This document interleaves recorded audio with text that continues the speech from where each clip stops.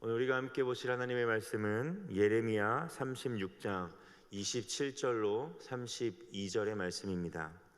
오늘 우리가 함께 보실 말씀 예레미야 36장 27절로 32절, 구약 1111면 12면에 있습니다. 찾으셨으면 교독하도록 하겠습니다. 왕이 두루마리와 바룩이 예레미야의 입을 통해 기록한 말씀을 불사른 후에 여호와의 말씀이 예레미야에게 임하니라. 이르시되 너는 다시 다른 두루마리를 가지고 유다의 여호야김 왕이 불사른 첫 두루마리의 모든 말을 기록하고 또 유다의 여호야김 왕에 대하여 이와 같이 말하기를, 여호와의 말씀에 내가 이 두루마리를 불사르며 말하기를, 내가 어찌하여 바벨론의 왕이 반드시 와서 이 땅을 멸하고 사람과 짐승을 이 땅에서 없어지게 하리라 하는 말을 이 두루마리에 기록하였느냐 하도다. 그러므로 여호와께서 유다의 왕 여호야김에 대하여 이와 같이 말씀하시니라. 그에게 다윗의 왕위가 앉을 자가 없게 될 것이요 그의 시체는 버림을 당하여 낮에는 더위 밤에는 추위를 당하리라. 또 내가 그와 그의 자손과 신하들을 그들의 죄악으로 말미암아 벌할 것이라. 내가 일찍이 그들과 예루살렘 주민과 유다 사람에게 그 모든 재난을 내리리라 선포하였으나 그들이 듣지 아니하였느니라. 함께 읽겠습니다. 이에 예레미야가 다른 두루마리를 가져다가 네리야의 아들 서기관 바룩에게 주매 그가 유다의 여호야김 왕이 불사른 책의 모든 말을 예레미야가 전하는 대로 기록하고 그 외에도 그 같은 말을 많이 더 하였더라. 아멘. 예레미야는 36장에서 이렇게 설명되어지고 있습니다. 여호야김 왕이 하나님의 말씀이 기록된 두루마리를 불태웁니다. 36장에서 예레미야는 하나님으로부터 하나님의 말씀을 두루마리의 책에 기록하라는 명령을 받고 바룩을 통하여 하나님의 말씀을 선포합니다. 그런데 이 말씀을 받은 그 당시의 왕 여호야김은 두루마리의 책을 취하여 칼로 자르고 불에 태우는 행위를 저지르고 맙니다. 그리고 더 나아가 예레미야를 대신하여 두루마리 하나님의 말씀을 기록하고 선포한 바룩과 예레미야를 잡아오라고 하였으나 하나님께서는 이 두 사람을 친히 숨기시고 그 다음에 나오는 말씀이 오늘 본문의 내용입니다. 하나님은 27절에서 다음과 같이 말씀하십니다. 왕이 두루마리와 바룩이 예레미야의 입을 통해 기록한 말씀을 불사른 후에 여호와의 말씀이 예레미야에게 임하니라. 이르시되. 하나님의 말씀이 다시 한번 예레미야에게 임하였습니다. 이 본문은 좀 특이한 부분이 두 군데 있습니다. 첫 번째는 여호와의 말씀이 예레미야에게 임한 시기입니다. 언제 이 말씀이 예레미야에게 임하였습니까? 바로 왕이 두루마리와 바룩이 예레미야의 입을 통해 기록한 말씀을 불사른 후입니다. 이 부분이 특별한 이유는 바룩과 예레미야가 숨은 후에라고 말하는 것이 아니라 말씀이 불사른 후에라고 말하고 있다는 것입니다. 이것이 무슨 말씀일까요? 왕이 두루마리의 말씀을 불사른 직후 하나님의 말씀이 예레미야에게 임했다는 것입니다. 즉 그들이 숨기 전 하나님의 말씀이 불태워지는 그 순간 예레미야에게 이미 하나님의 말씀은 임하여졌습니다. 사랑하는 성도 여러분, 말씀은 결코 인간의 힘으로 없앨 수 없습니다. 폐할 수 없는 것입니다. 왜냐하면 하나님의 말씀은 영원하기 때문입니다. 여호야김의 패악한 행위로 말미암아 말씀이 찢겨지고 불타버렸지만 그래서 말씀이 사라진 것처럼 보이고 하나님의 뜻이 꺾여진 것처럼 보이지만 그 순간 하나님은 이미 예레미야에게 말씀하고 있다는 것입니다. 28절의 말씀에 이렇게 나옵니다. 너는 다시 두루마리를 가지고 유다의 여호야김 왕이 불사른 첫 두루마리의 모든 말을 기록하고. 하나님이 무엇이라 말씀하십니까? 이미 불 속으로 두루마리가 사라지는 순간 예레미야에게 오셔서 말하시는 것입니다. 너는 다시 두루마리를 챙기고 여호야김이 불사른 첫 두루마리의 모든 말을 기록하여라. 사랑하는 성도 여러분, 이 코로나 시대 속에서 하나님의 영광과 위엄이, 존귀함이 이 땅에 떨어지는 것처럼 보일 때가 있습니까? 천만에요. 하나님의 말씀은 땅에 떨어지지 않습니다. 하나님의 영광은 가리워질 수 없습니다. 왜일까요? 하나님은 하나님의 사람을 통하여 또 높아지시기 때문입니다. 말씀은 사라질 수 없습니다. 마치 그 두루마리가 불타는 순간 하나님께서 이미 예레미야에게 오셔서 다시 말씀을 선포하시는 것처럼 하나님의 살아계심은 온전히 그분의 뜻을 따르고 쫓는 또 다른 하나님의 사람을 통하여 다시 높아지게 됨을 저는 믿습니다.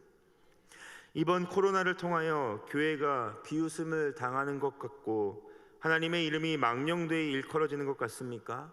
바로 이 순간이 다시 말씀이 선포되어지는 기회인 줄 믿습니다. 무슨 기회일까요? 바로 말씀을 듣는 저와 여러분 같은 사람을 통하여, 성도들을 통하여 하나님은 다시 일하고 싶어 하시기 때문인 줄 믿습니다. 이 시대 가운데 하나님은 예레미야와 같은 사람을, 바룩과 같은 사람을 찾고 계십니다. 하나님의 마음을 알고 반응하는 자들 말입니다. 그 순종의 사람들이 바로 우리 하늘문교회 성도들 되시기를 주의 이름으로 소망합니다. 또한 더욱더 이 새벽을 깨우고 나오시는 그 발걸음 가운데 주님의 은혜가 넘쳐나기를 소망합니다. 이 새벽의 발걸음이 하나님의 말씀을 다시 한번 기록하는 두루마리를 하나님 앞에 선포하는 그 귀한 시간과 동일한 줄 믿습니다. 두 번째로 이 말씀이 특별한 부분은 왕이 태운 것을 두 가지로 나누어 설명하고 있다는 것입니다. 왕이 태운 것은 무엇입니까? 한 가지는 두루마리이고 또 한 가지는 바룩이 예레미야의 입을 통해 기록한 말씀이라고 성경은 말하고 있습니다. 객관적으로 볼 때 이 부분은 하나처럼 보입니다. 왜냐하면 하나님의 말씀은 두루마리에 기록되어졌고 그것을 여호야김은 태웠기 때문입니다. 그런데 성경은 굳이 이것을 두 가지로 분리하여 설명하십니다.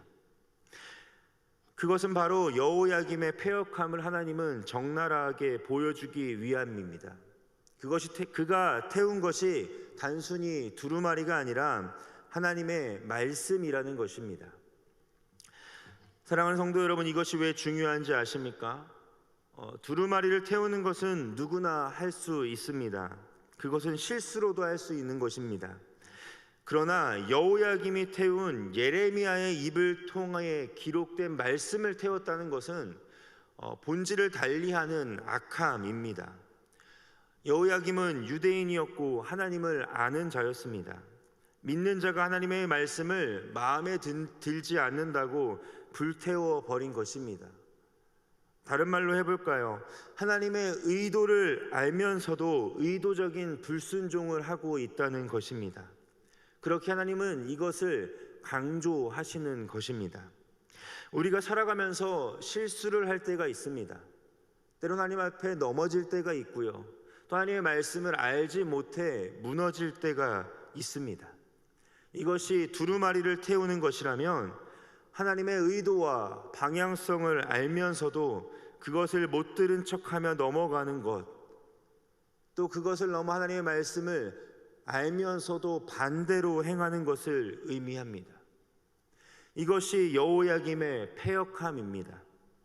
하나님께서는 그렇기에 이 여호야김의 악행에 대하여 다음과 같이 심판하겠노라 말씀하십니다.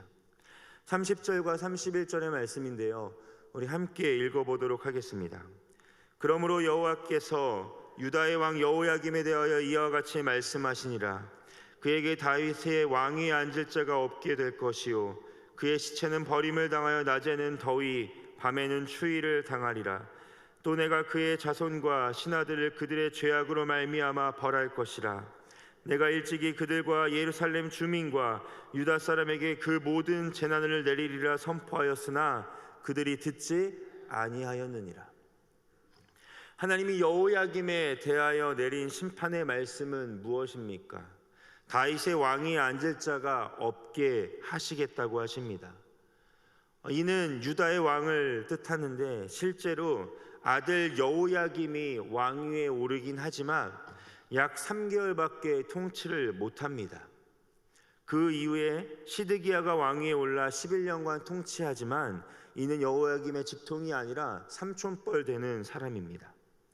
여호야김의 왕위는 여호야긴으로 끊어지고 포로 귀환 이후에도 그의 혈통에서는 왕의 자리에 앉는 자가 한 명도 나오지 않습니다.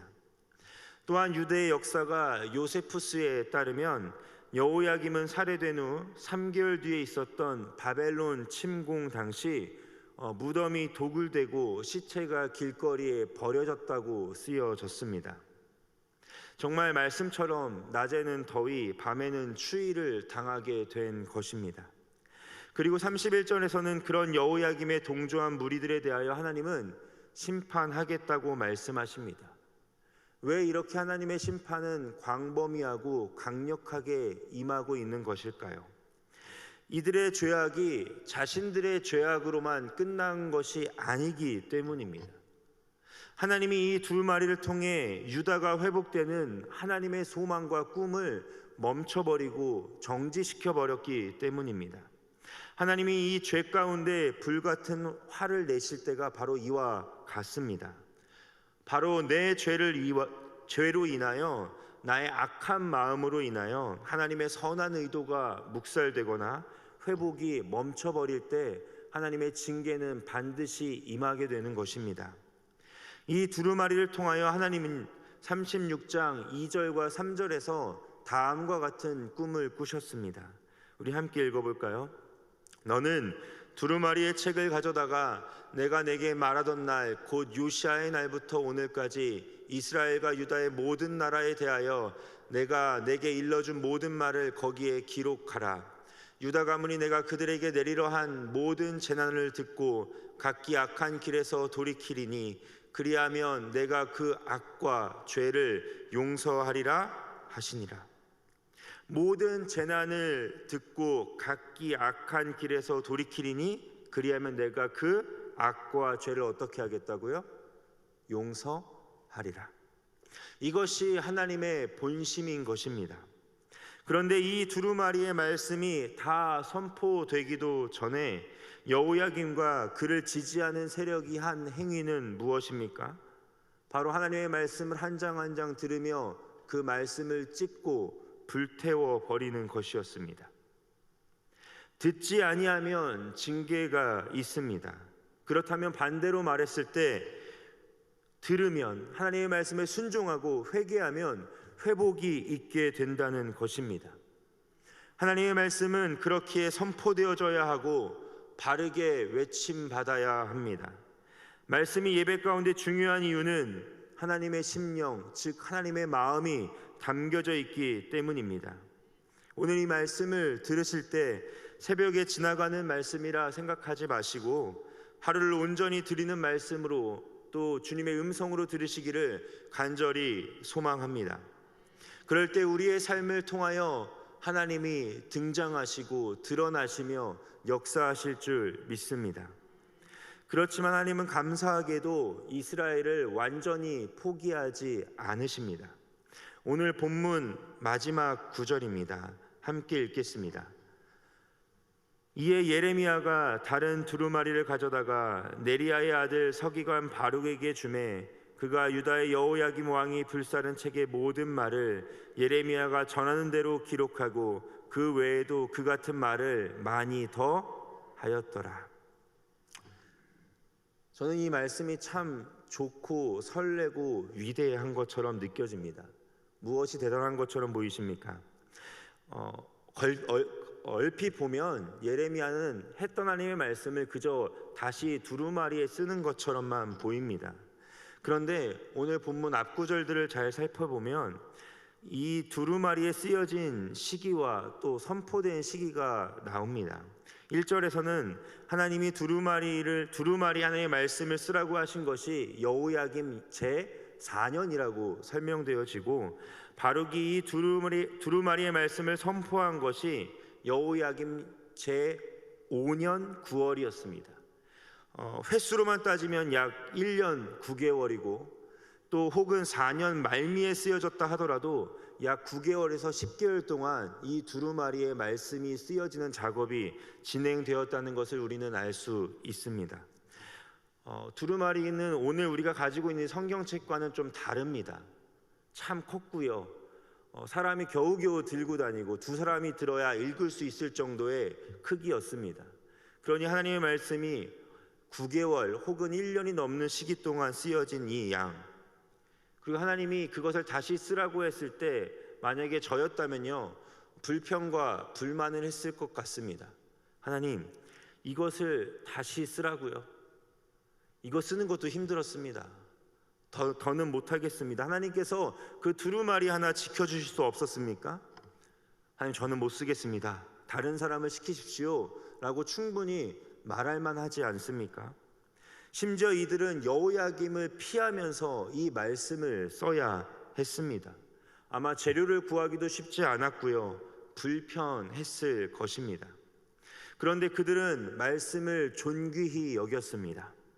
말씀을 존귀히 여긴다는 것이 무엇입니까? 바로 하나님을 경외한다는 것입니다. 그분의 하신 말씀에 토를 달지 않고 내 이유를 붙이지 않고 하나님 말씀에 그대로 순종하는 것. 그럴 때 하나님은 어떻게 은혜를 더하는 줄 아십니까? 32절 말미이며 오늘 말씀의 핵심입니다. 그 외에도 그 같은 말을 더 하였더라. 이전에 쓴 두루마리보다 말이 더 많아졌습니다.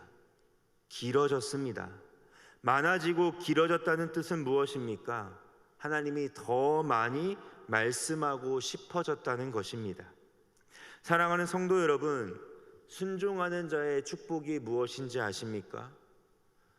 물론 부자가 될 수 있고 건강해질 수 있고 회복될 수 있고 때론 땅값이 오를 수 있고 주식이 오를 수도 있지만 진정한 축복은요, 하나님께서 더 많이 말하고 싶어하는 사람이 되는 것입니다. 하나님의 마음을 더 많이 보여주는 사람이 되는 것입니다. 하나님께서 편히 쓰는 사람이 되는 것입니다. 그것이 진짜 축복입니다. 하나님이 쓰시겠다는 것은 무슨 뜻일까요? 하나님이 책임지시겠다는 거예요. 말씀을 더 많이 하신 만큼 그 말씀을 이루겠다는 것입니다. 아멘이십니까? 이들의 순종은 하나님을 기쁘게 했습니다. 눈에 보이는 것은 절망이었습니다. 무너진 것처럼 보였어요. 자신들이 그토록이나 열심히 썼던 두루마리가 한 장 한 장 불태워지는 것을 보면서 절망할 뻔하였지만, 무너질 뻔하였지만, 그렇다고 해서 하나님의 말씀은 사라지지 않는 것임을 이들은 경험하였습니다. 사랑하는 성도 여러분, 이 시대 속에서 많은 자들이 의도적으로 주님의 말씀을 공격하고 무시하고 때로는 조롱하며 하나님의 말씀에 순종하는 자들 비웃을지 몰라도 하나님은 그런 자들을 주목하고 계시는 줄 믿습니다. 순종하는 자를 기억하시는 줄 믿습니다. 우리가 주의 말씀을 즐겨 듣고 예배에 힘을 쏟고 순종하며 살아갈 때에 하나님은 우리의 삶을 통하여 더 많은 것을 들려주시고 이전에 하셨던 은혜의 말씀보다 더 풍성하게 부어주실 것을 믿습니다. 오늘만 해도 그렇지 않습니까? 예배를 사모하며 나온 우리들에게 하나님은 한마디의 말씀이라도 더 하고 계시는 줄 믿습니다. 오늘 하루 말씀을 의지하며 살아갈 때에 여러분 개개인에게 하나님의 충만한 은혜와 감사와 또 그 말씀을 이루시는 하나님의 역사가 가득하시기를 주의 이름으로 소망합니다.